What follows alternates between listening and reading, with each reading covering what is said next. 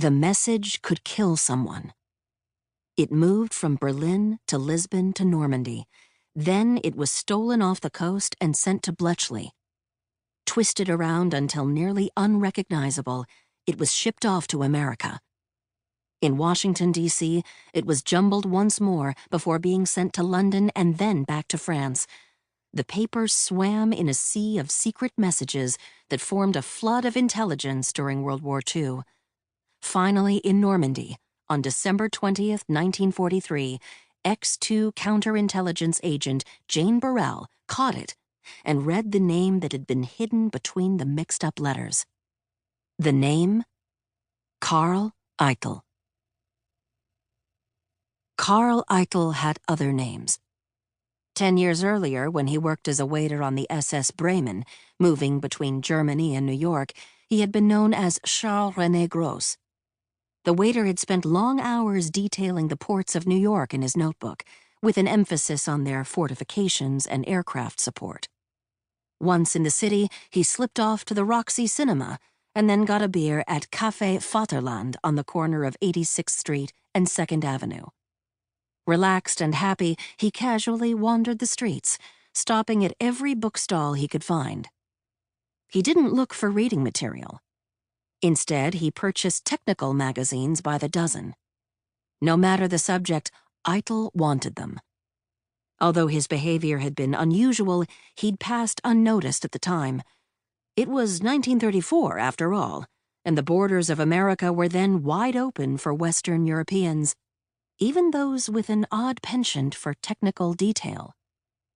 In his hotel in New York, Eitel took a tube of what looked like modeling clay, working it through his fingers until the material was soft and supple.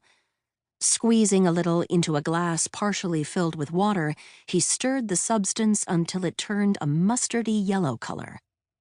He dipped a toothpick into the thick liquid and dragged it across a sheet of rough paper, writing sentences that quickly faded as the fluid dried on the page. The rugged bond obscured any imperfections caused by writing with a crude toothpick, and soon the sheet of paper appeared blank again. Eitel then used that same piece of seemingly blank paper to write an innocuous letter to Germany, sharing mundane details of life in Manhattan and how much he missed his homeland. But underneath these pleasantries, the contents of his missive were anything but harmless. Eitel was in fact working for Abwehr, the German intelligence agency, scouting details about the technological capabilities of the country his homeland would soon be at war with. Of all his various duties in the U.S. in that precarious interwar period, however, none was more important than recruiting new agents. Earlier, in 1934, he had introduced a young Spaniard named Juan Frutos to the world of German espionage. Frutos was at the time a baggage handler who also worked on the SS Bremen. An ocean liner was a wonderful place for a spy like Eitel to enlist new agents. It was full of young people who spoke multiple languages, were accustomed to travel, and were in need of money.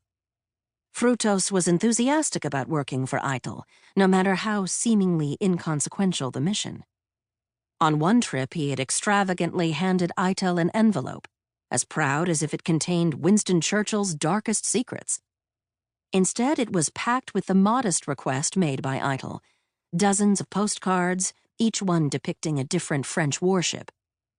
Simple, yes, but these sorts of details would inform crucial intelligence for the years and conflicts that followed.